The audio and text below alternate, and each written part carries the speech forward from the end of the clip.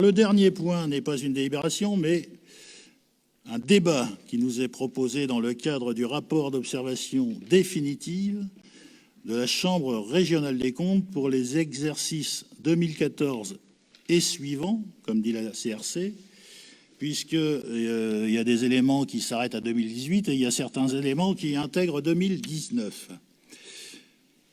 En 2019, la ville Nogent-sur-Oise a fait l'objet d'un contrôle de la Chambre régionale des comptes pour les exercices budgétaires 2014 à 2019, puisque c'est la règle, environ tous les 6 ans, la Chambre régionale des comptes examine les comptes des villes, des collectivités et de certains établissements publics.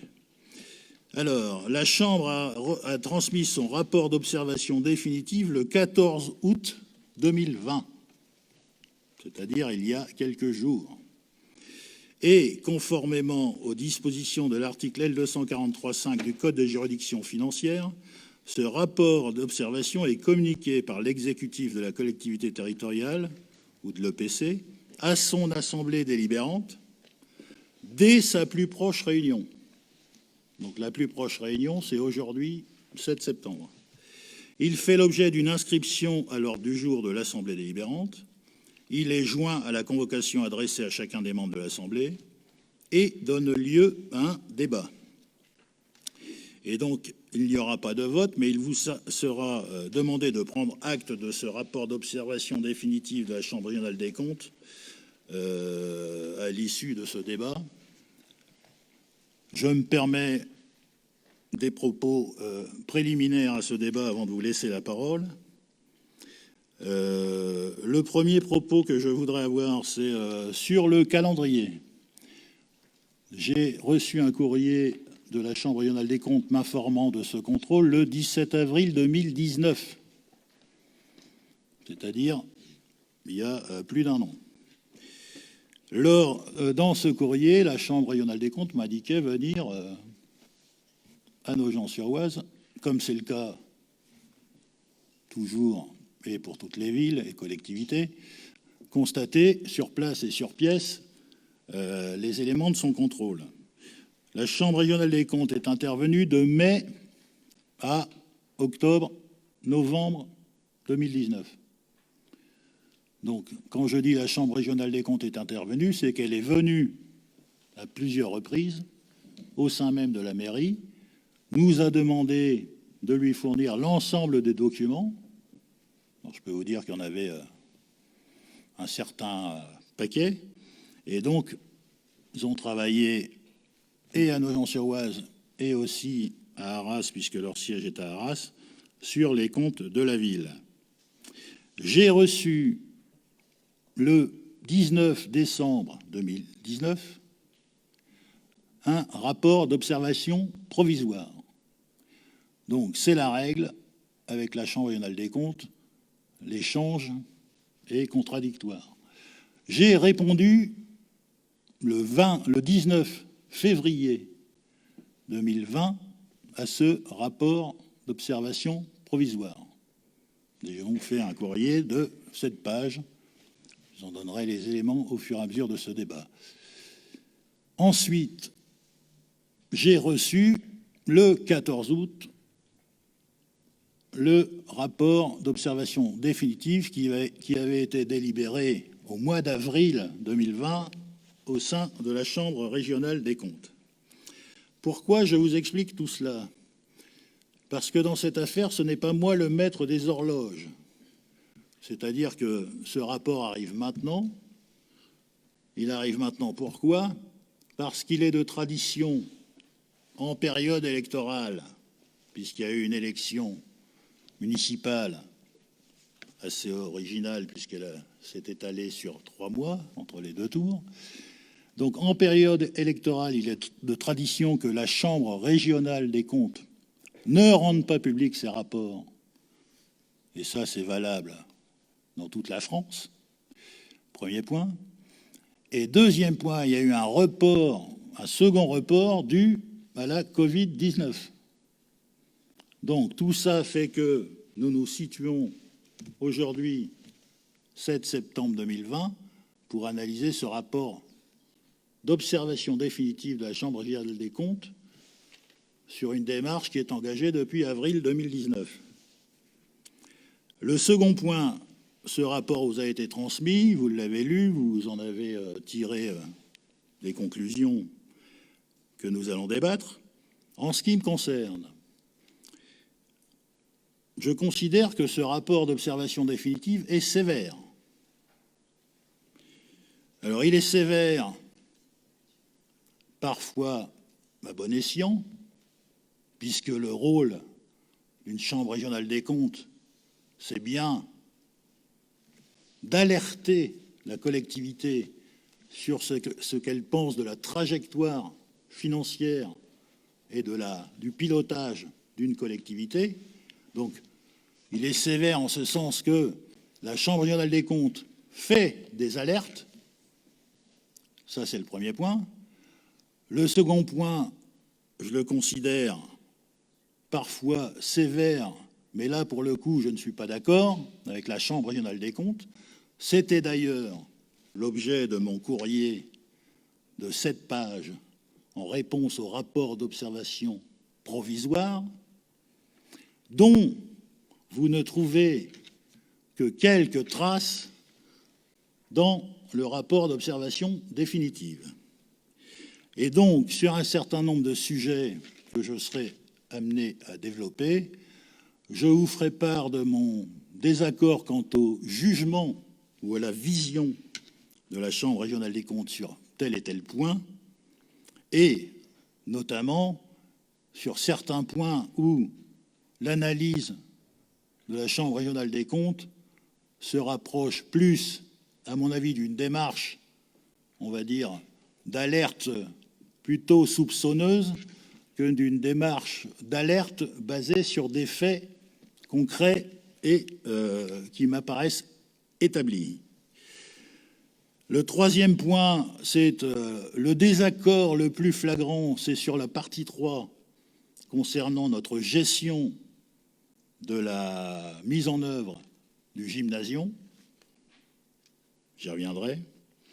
Et enfin, sur les conclusions de ce rapport et sur ce qu'il appelle chez nous comme travail à mener, ce rapport contient 6 rappels à la réglementation ainsi que 6 recommandations.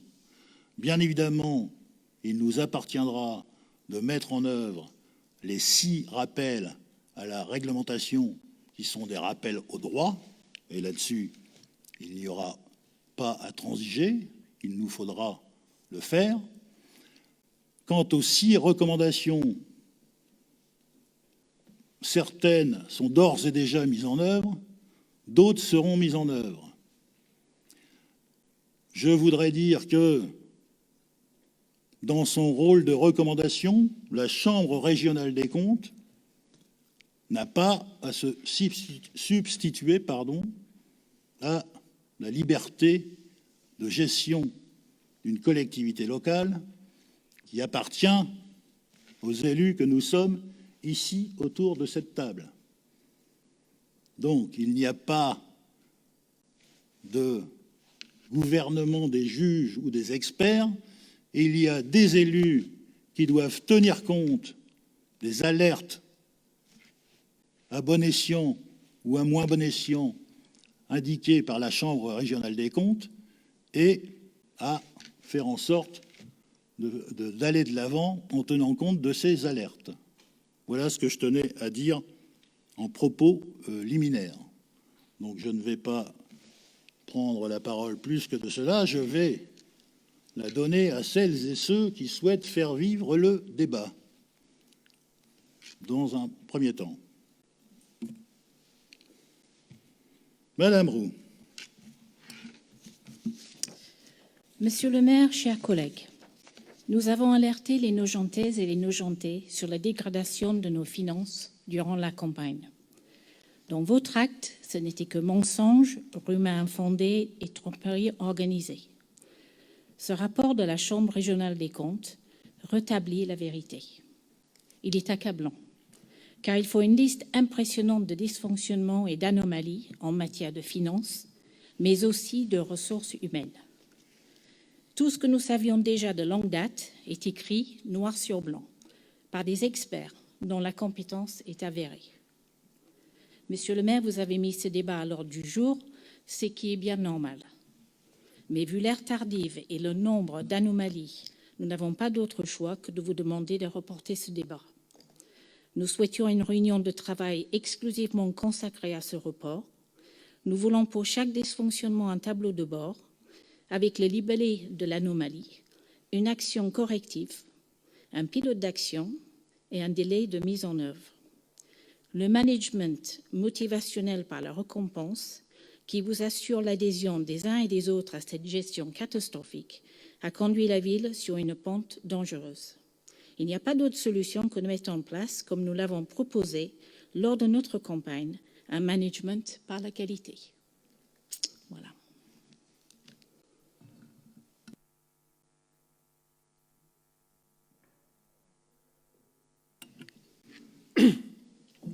Oui, après, on ne va pas faire tout le débat sur ce document maintenant, il en est fait tard.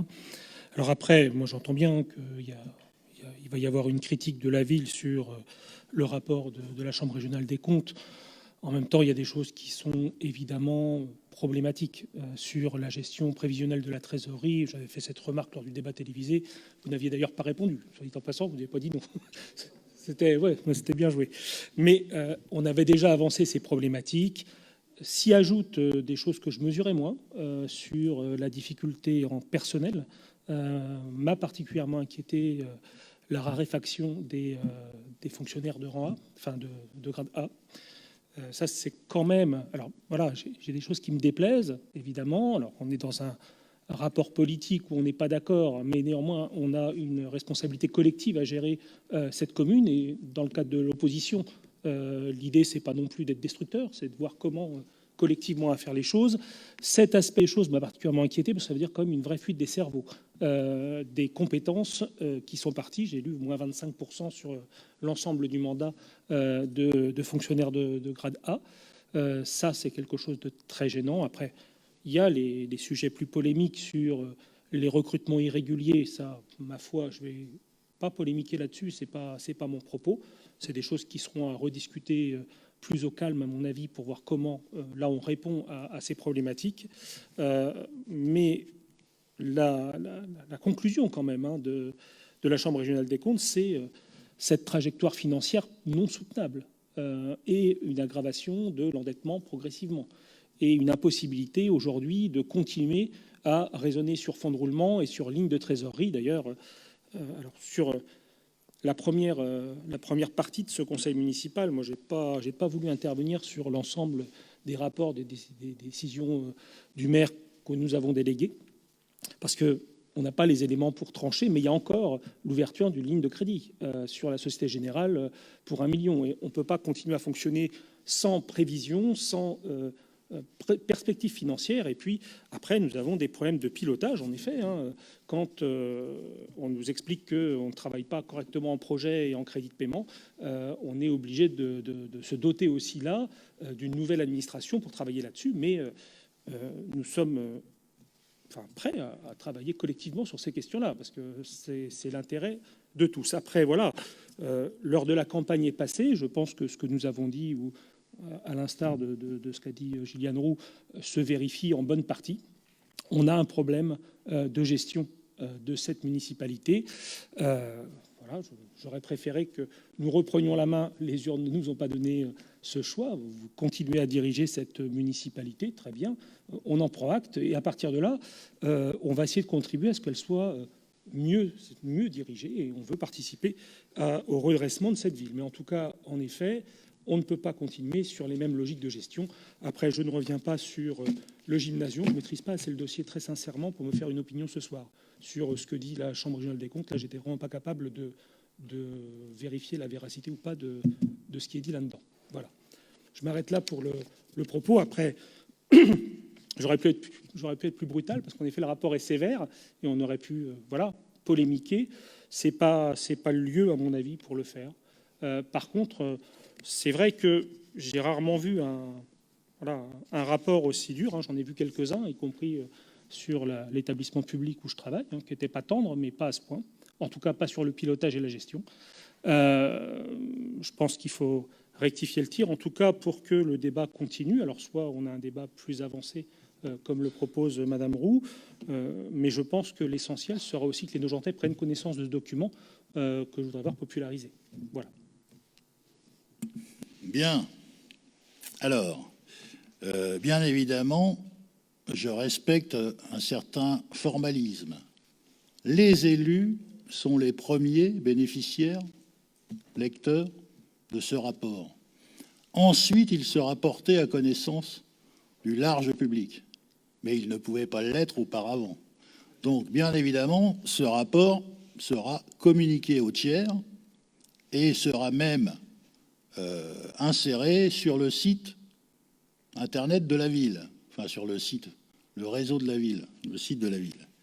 Alors, moi, je vais quand même évoquer des choses parce que j'ai des services qui sont également concernés par ce rapport et j'ai envie de dire 2 ou 3 choses. Alors bon, évidemment, c'est la règle du jeu. Madame Roux, vous parlez de mensonges, rétablir la vérité, tout ce qu'on a dit pendant la campagne, etc. Alors moi, je vais vous dire les choses clairement. Celle qui a menti aux Nogentais, c'est vous. Vous avez sorti un tract en expliquant que la dette de Nogent-sur-Oise au 31 décembre 2018 s'élevait à 29 millions, j'arrondis. Vous avez constaté comme moi, si vous avez lu attentivement le rapport de la Chambre régionale des comptes, que le chiffre que nous avancions, à savoir 20 106 526 €, était le bon. Oui, on a eu des explications Donc, pour ça. oui, non, mais quand vous me dites, vous mentez et vous trafiquez les chiffres, là, je vous dis, pour le coup, là, c'était vous. Premier point. Second point, dans un autre tract, vous évoquez le fait qu'on a fait un conseil municipal le 25 mai 2020. On a fait ce conseil municipal dans lequel on a abordé le compte administratif et le budget supplémentaire 2020, après avoir voté en décembre 2019 le budget primitif. Ça veut dire que tous les éléments financiers qui sont dans ce rapport, et je vous mets au défi de prouver le contraire, sont des éléments que nous avons indiqués nous-mêmes dans nos tracts de campagne. Écoutez, monsieur le maire, je n'ai pas les papiers avec moi, mais on reparlera. Vous répondrez après. Ouais. La dette 2019, elle est reprise dans le rapport de la Chambre régionale des comptes et c'est nous-mêmes qui l'avons annoncé dès le 25 mai, c'est-à-dire avant le second tour de l'élection municipale. Donc, j'estime qu'au niveau de la transparence, nous avons fait preuve d'une transparence totale. Dans nos publications en direction de Nogentais, tous les chiffres sont annoncés. Dans notre volonté de voter le conseil administratif avant l'élection, alors que d'autres collectivités ont décidé de le voter après l'élection. Ce qui était possible puisque nous étions encore sous le régime de l'état d'urgence sanitaire. Donc, sur votre refus du débat, là encore, moi je vous dis, j'applique un certain formalisme. La Chambre régionale des comptes me dit que le rapport doit être soumis au débat lors de la séance la plus proche. Donc la séance, c'est aujourd'hui. Oui, je n'ai pas dit le contraire. Je ne comprends pas votre demande de reporter le débat. Moi, je suis prêt au débat. Pour travailler ensemble. Débattons. Oui, enfin, si vous oui, voulez, vous refusez le débat en disant je demande un délai de réponse, etc.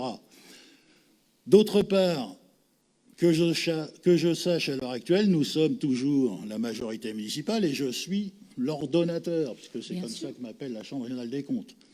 Il me revient la responsabilité, bien évidemment, d'organiser la suite, d'en tirer les conclusions et de mettre en œuvre une démarche de progrès. Oui, mais si Et donc vous ça, voulez pas c'est ma travailler avec nous, il responsabilité n'y a à pas moi. de problème. Si vous voulez vous y associer, bien évidemment sur des bases qui sont, on va dire, transparentes, claires, eh bien, on vous y associera. Mais c'est d'abord et avant tout la responsabilité de l'ordonnateur que je suis et du maire.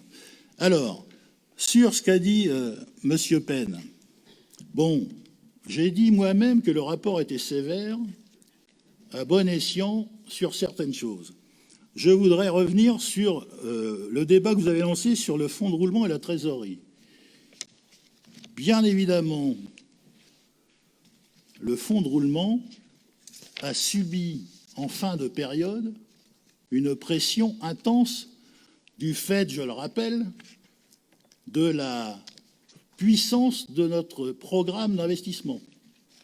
Quasiment 2 fois 10 millions d'euros la dernière année. Ce que je lis de la Chambre régionale des comptes, alors évidemment, quand un fonds de roulement est négatif, en termes de gestion, ça joue sur la trésorerie. Ça, c'est automatique. Ce que je lis de la Chambre régionale des comptes, et c'est là où j'évoquais un peu le soupçon, c'est que, en puisant dans le fonds de roulement, nous aurions masqué, entre guillemets, l'endettement réel. C'est un peu ça que dit la Chambre régionale des comptes. Sauf que, dès 2019, et la Chambre régionale des comptes a eu accès aux documents dont j'ai parlé, comptes administratifs, budget supplémentaire, etc., dès 2019, nous avons reconstitué notre fonds de roulement à hauteur de 1,2 million d'euros. Et donc, cette année, en 2020, nous avons également emprunté pour reconstituer un fonds de roulement égal à 1,8 million, 1,8 million étant ce qui pesait sur le fonds de roulement et ce que nous avions donc puisé dans le fonds de roulement pour faire fonctionner le paiement de nos investissements. Alors, moi, je vais vous dire, la Chambre régionale des comptes, moi, j'ai regardé le rapport de la Chambre régionale des comptes de 2006. Il faut toujours regarder ce qui s'est passé avant. Je vais vous dire comment la Chambre régionale des comptes, en 2006, parlait du fonds de roulement.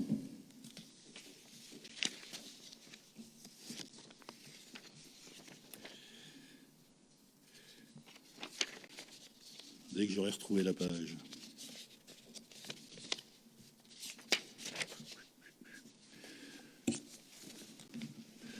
Donc à l'époque, la ville de Nant-sur-Oise on est dans une situation un peu analogue. Hein. À l'époque, la ville venait de construire la médiathèque. Et donc, il y avait une variation de fonds de roulement négatif, par exemple, en 2000.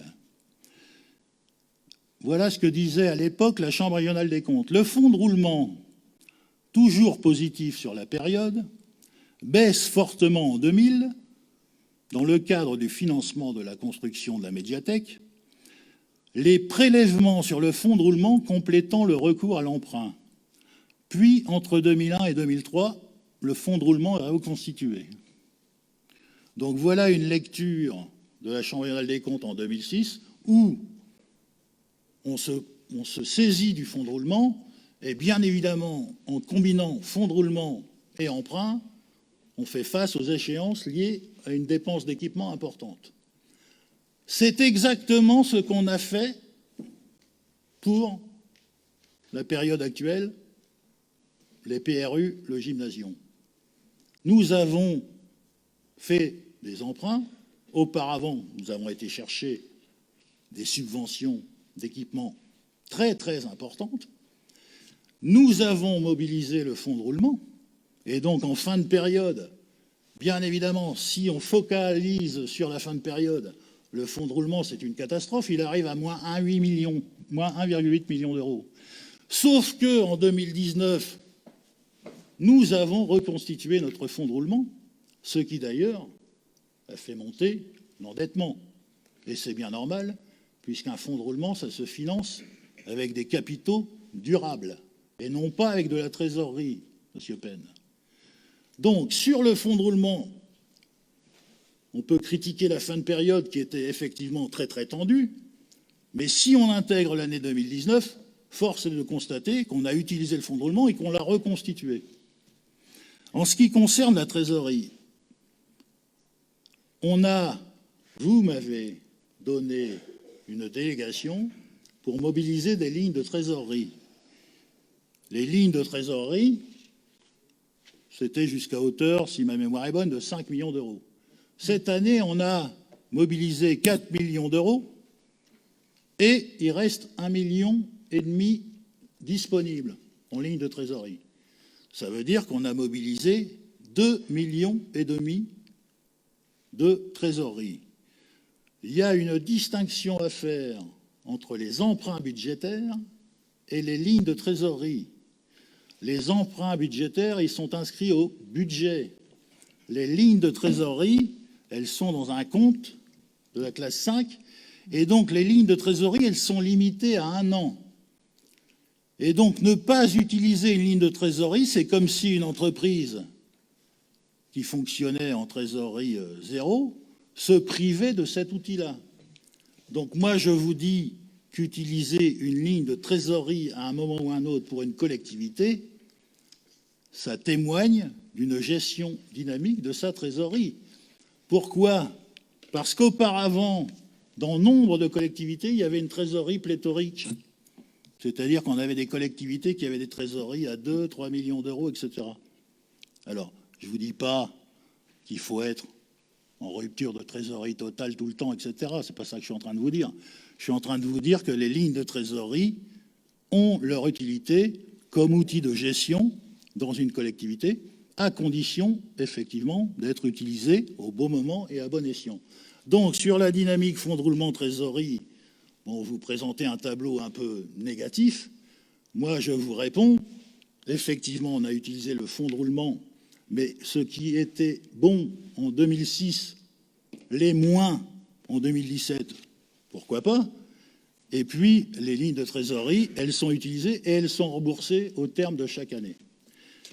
Et je pense que toutes les collectivités font appel à ces lignes de trésorerie, sauf celles qui ont une trésorerie pléthorique, ce qui n'est pas non plus un signe d'excellente gestion. Ça, c'était sur ce que vous aviez dit. Vous avez également parlé du personnel. Et là, je pense qu'on va être d'accord. Alors, je ne parle pas, évidemment, de tout ce qui est pilotage budgétaire, etc. Évidemment, j'en discuterai et j'élaborerai des pistes de progrès en lien privilégié avec mes services. Je ne parle pas des questions de pilotage que vous avez soulevées. Sur le personnel, juste que je retrouve mes notes. Alors c'est pareil, sur le personnel, moi je veux bien qu'on alerte, que la Chambre régionale nous alerte, c'est normal.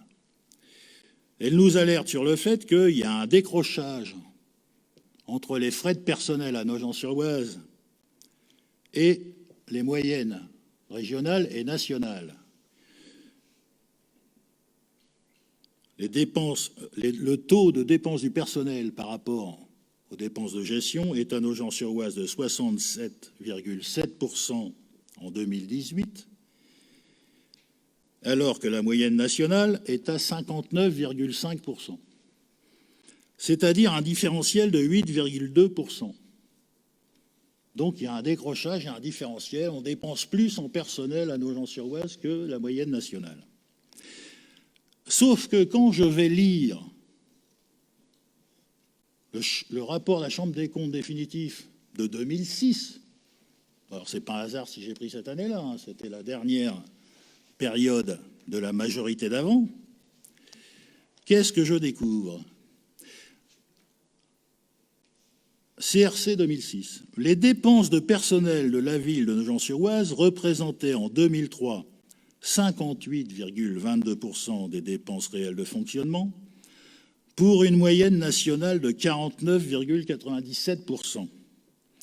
soit un différentiel de 8,25%. C'est-à-dire que ce décrochage entre les frais de personnel et ce qu'ils pèsent au sein de la ville de Nogent-sur-Oise par rapport à la moyenne nationale est quasiment identique au décrochage antérieur qui date de 2006. Alors, qu'on me dise, et c'est là où je suis d'accord avec la Chambre régionale des comptes, qu'on me dise vous n'avez pas été fichu de résorber ce décalage, ça je suis d'accord, mais qu'on ne m'impute pas quelque chose que j'ai reçu en héritage. Et si je vais plus loin, parce que là ça permet d'affirmer aussi l'aspect politique d'une gestion, pourquoi les dépenses de personnel augmentent-elles? Parce que nous avons choisi de lutter contre l'emploi précaire dans la fonction publique territoriale. Et là-dessus, Monsieur Penn, je pense qu'on pourrait se rejoindre. Il y a une loi Sauvadet de mars 2012 qui traite de la CDIsation de certains agents contractuels. Et une loi déontologie d'avril 2016 qui a prolongé le dispositif Sauvadet jusqu'en mars 2018.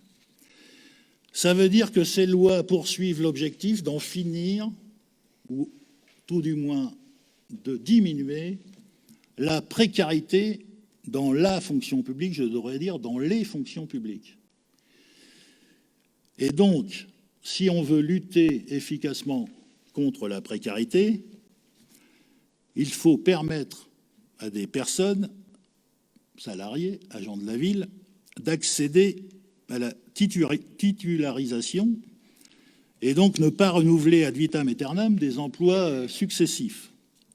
Or, la Chambre régionale des comptes constate que à Nogent-sur-Oise, sur cette dernière période, nous avons une hausse des titulaires à 76,7% des effectifs. Vous avez juste remarqué que je n'ai pas fait de remarque à ce sujet. Pardon? Vous avez remarqué que je n'ai pas fait de remarque à ce sujet. Vous avez évoqué le personnel, quand même. Oui, mais pas ça. Oui, non, mais on va pouvoir débattre là-dessus. Donc, ça veut dire que durant la période, 31 agents se sont vus proposer une titularisation ou un passage en CDI, s'ils étaient agents fonctionnels. Ça, c'est le premier pan de ce qui a été fait. Nous avons permis à 31 agents qui avaient des contrats renouvelables en permanence, nous leur avons permis d'accéder à la titularisation. Deuxième point, la hausse des temps de travail pour lutter contre ce que j'appelle le temps partiel subi. Et parmi les personnes qui souffrent de temps partiel subi, nous avons beaucoup de femmes et notamment des femmes isolées, notamment parmi les personnels de catégorie C qui sont les moins rémunérés. Et donc, quand on offre un temps de travail trop parcellisé à ces personnes, je ne pense pas qu'on leur rende service. Au contraire, on les renforce dans leur situation précaire. Et donc, les effectifs à temps complet à la ville de Nogent-sur-Oise sur la période ont augmenté de 319 à 341. C'est-à-dire qu'ils ont augmenté de 22.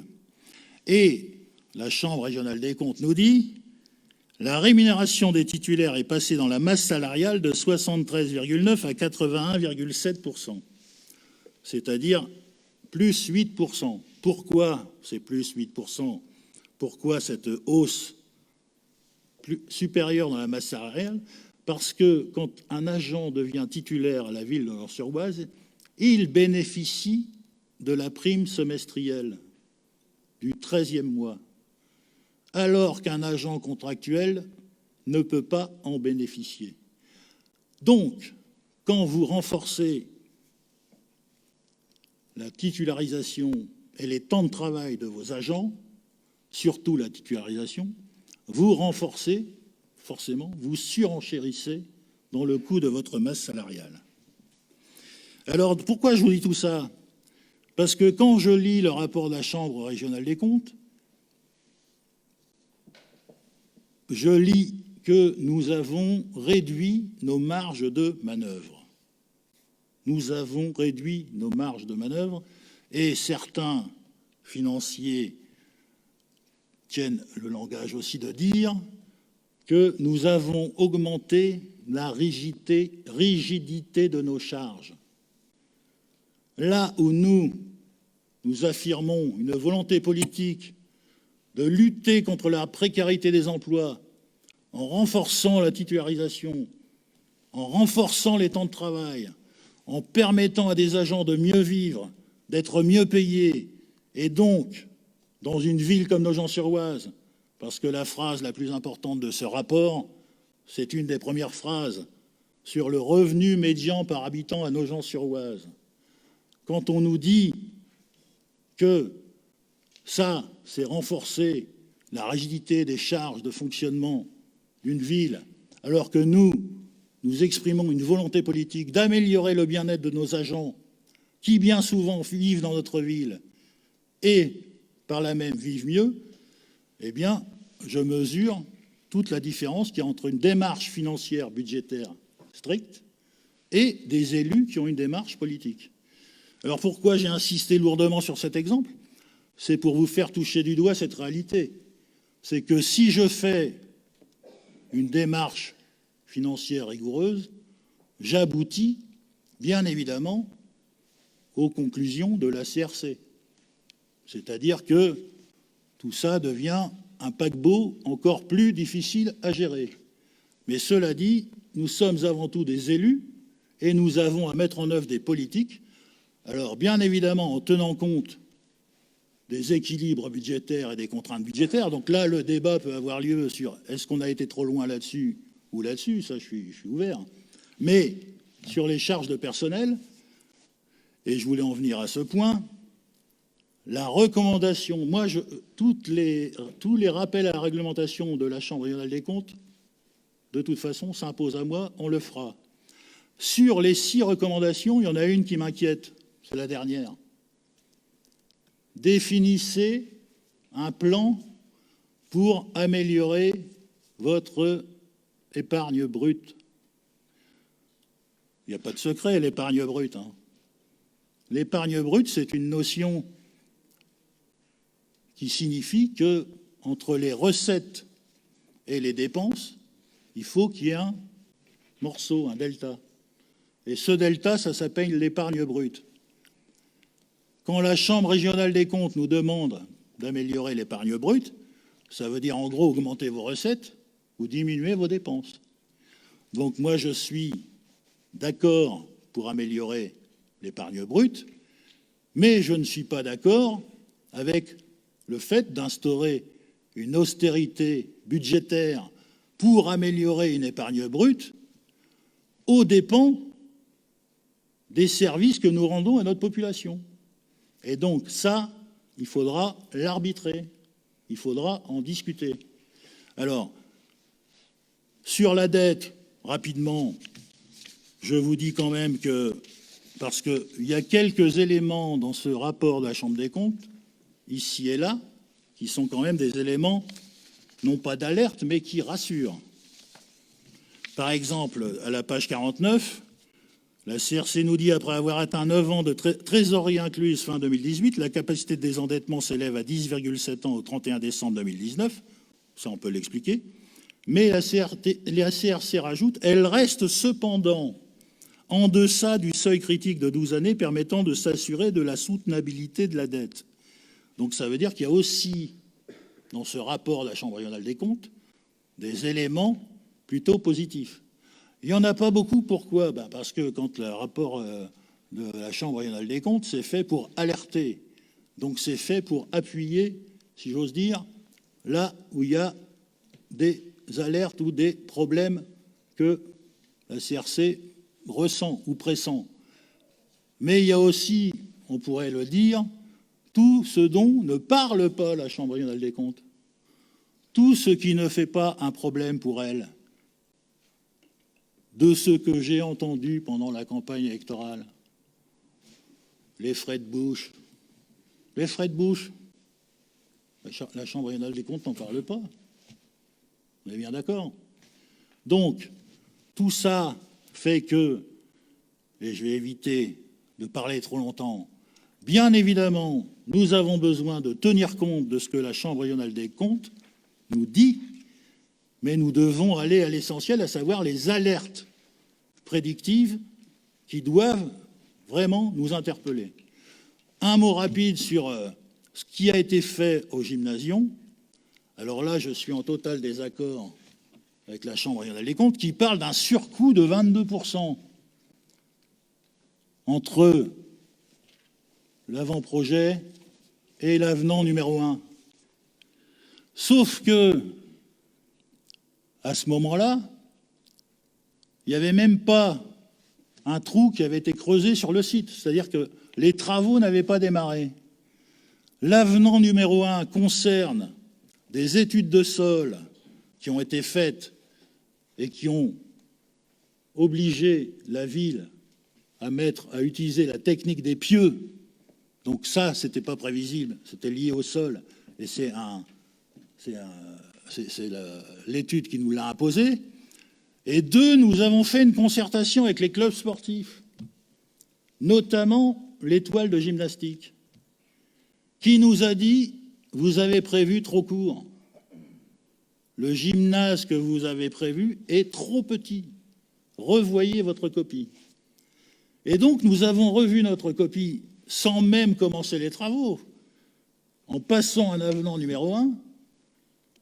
Et donc là, le titre, parce qu'il y a certains titres de la Chambre régionale des comptes, alors je sais bien qu'en communication, il faut des titres alléchants, mais le titre de la Chambre régionale des comptes qui dit que sur ce gymnasium, nous n'avons pas maîtrisé la situation parce qu'il y a des surcoûts, alors qu'après, nous avons déclaré un appel d'offres infructueux parce que notre maître d'œuvre s'était laissé aller et qu'on avait un surcoût de 30%. Et je vous rappelle qu'à ce moment-là, nous étions pressés par le calendrier de l'ANRU.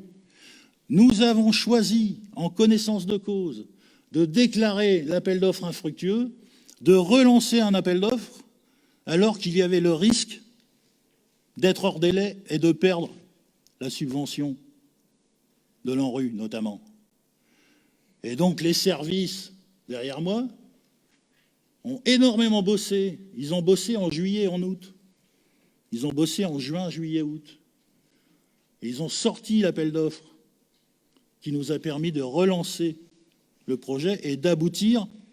Et donc, quand la Chambre régionale des comptes dit « Vous avez pris un risque avec le solde de la subvention en rue, les 1 078 000, vous avez pris un risque parce que finalement, vous n'auriez pas eu une prolongation de délai, vous n'auriez pas eu la subvention. » Ben oui, on a pris ce risque, mais à l'heure qu'il est, en gros, sur cette subvention en rue, on a touché la moitié et on va être soldé, de même que les autres subventions. Voilà, je ne vais pas être plus long. Bien évidemment, on en reparlera de tout ça, parce que tout ça, ça va être récurrent au fur et à mesure du mandat. Et donc, la prochaine fois, au niveau des procédures budgétaires, bien évidemment, on reparlera de tout ça. Mais ce que je tenais à dire ce soir, c'est qu'effectivement, ce rapport, il est très sévère, notamment dans son écriture, mais qu'il faut relativiser certains aspects de ce rapport. Et donc, c'est ce que j'ai tenté de faire ce soir. Voilà. Merci de votre attention. Je vais juste reprendre pour relativiser, moi aussi, quelques éléments de votre relativisation. Quand même, je n'ai pas parlé de titularisation, je partage le fait qu'il faut titulariser et résorber la précarité. Je parlais sur le personnel de la diminution des cadres A. Voilà ce dont je parlais. C'est précisément ça qui est un élément inquiétant structurellement de la capacité de la ville à gérer l'intégralité de ses missions et de ses services. Ensuite, évidemment... Je peux te répondre tout de suite là-dessus ? Comment ? Je peux te répondre tout de suite là-dessus ? Ah, vas-y. On va se vous voyer quand même. Je peux vous répondre tout de suite là-dessus ? Oui, allez-y. sur ce point, là, c'est encore... On a eu une perte, vous l'avez évoqué, pardon, de certains cadres territoriaux qui sont partis. Alors, les parcours personnels des uns et des autres, c'est comme ça. On a d'abord perdu... Juste, j'en fais pas une critique perso. Je fais un constat Oui. de difficulté. Non, mais justement, je rentre dans ce débat. Pour faire face à cette perte de cadres territoriaux, j'ai choisi une stratégie qui consistait... Alors, dans les entreprises, on appelle ça travailler en mode projet. C'est-à-dire qu'à côté de certains DGA qui ont des fonctions support et ressources, nous avons mis en place des DGA qui sont orientés projet. Sur cette équipe de DGA, il y a un cadre B, tous les autres sont cadre A, avec le DGS. D'accord ? Enfin, DGS, non, puisque c'est un statut particulier. Je sais. Donc, ce qui m'apparaît... alors déjà, au passage, le titre, en ce qui concerne cette organisation-là, le titre de la CRC, c'est une direction étoffée et inorganisée. Voilà comment la Chambre régionale des comptes résume cette affaire-là. Donc, nous avons perdu des cadres territoriaux. J'ai fait monter en compétence des personnes issues de la ville qui étaient chefs de service, qui sont devenus cadres, enfin, qui sont devenus membres, DGA, membres de la direction, mais qui sont restés chefs de leur service également. C'est-à-dire qu'ils avaient une partie chef de service fonctionnel et puis une partie orientée projet, à développer des projets en transverse, quoi. Et donc, ce que je ne comprends pas dans le rapport de la Chambre régionale des comptes, c'est qu'on évoque une équipe de direction étoffée où il y a beaucoup trop de monde et beaucoup trop de cadres A, visiblement, et puis dans les services, une pénurie de cadres A. Je pense qu'il y a une incompréhension majeure de la part de la Chambre régionale des comptes de ce que nous avons voulu faire en créant cette dynamique d'une équipe renforcée de direction avec des supports ressources et des orientés projets. Ça, c'est le premier point. Aussi que la Chambre régionale s'en inquiète quand on a toute une série de compétences qu'on a perdues et qu'on n'a pas forcément retrouvées, puisque même en faisant monter des compétences, il nous manque, et il le signale, il nous manque des diplômes, des savoir-faire, des compétences techniques, y compris, c'est tout le problème du pilotage financier qui est mis en cause par la Chambre régionale sur cet aspect-là. C'est pas un objet de polémique que je veux faire, c'est vraiment, je pense que là, il y a quand même du recrutement à faire à ce niveau. Donc il y a une réflexion entamée sur cette question-là. C'est une piste que je lance. Mais par ailleurs, je voulais revenir sur le reste, puisque la réponse m'a été donnée au moins sur comment on s'est adapté à la pénurie, parce que c'est ça la réalité aussi. Sur les lignes de crédit, bien sûr que c'est un outil financier. Là, vous me dites, et vous ne comprenez rien. Je comprends, c'est un outil financier, les lignes de crédit. Et c'était un peu ça, quoi. Simplement... On vous avait fait remarquer, et au conseil municipal avant l'élection, et je vous l'avais fait de nouveau remarquer en tête-à-tête sur un débat télévisé, qu'on avait des taux de réalisation des sections, particulièrement de la section d'investissement en recettes et en dépenses, qui n'étaient pas bons du tout. Et que cette absence de visibilité à long terme, cette absence de prévision de trésorerie faisait qu'on avait recours à des lignes de crédit de façon inadaptée et de façon très importante par rapport à ce dont on aurait besoin réellement si on avait un pilotage et une visibilité. Donc voilà, c'est pas autre chose que ce que dit la Cour des comptes. Elle n'est pas en train de dire vous ne devez pas utiliser de ligne de crédit. Elle dit c'est un recours de bidouillage à chaque fois pour sauver l'affaire parce qu'on n'a pas anticipé. Et c'est toute la question sur la remise, l'absence de pilotage et l'absence d'indicateurs sur ces sorties de trésorerie et ces paiements. C'est aussi ce qui dit sur le mode de projet et de crédit de paiement qui sont inadaptés et qui obligent à revenir à une gestion classique et pas pluriannuelle des investissements. Enfin voilà, c'est tout ça qui pose problème. Donc on a vraiment des problèmes de gestion. Après, j'entends bien que vous défendez l'affaire. On a une situation qui est extraordinaire. On a là. Alors, et d'accord, il y a des choses, je vais être très clair, il y a des choses avec lesquelles je suis d'accord. Sur la titularisation des personnels, en effet. Sur le fait de recréer de l'épargne brute, en effet, c'est hyper dangereux. Et la logique austéritaire qui est portée par toutes ces institutions, qui ne sont que des logiques techniques, est extrêmement dangereuse. Mais moi, je vais jusqu'au bout. C'est-à-dire que quand je constate qu'en effet, on est sur des logiques austéritaires, et je ne remets pas en cause leur analyse. Je pense qu'ils ont une bonne partie de raison de nous remettre dans les rails.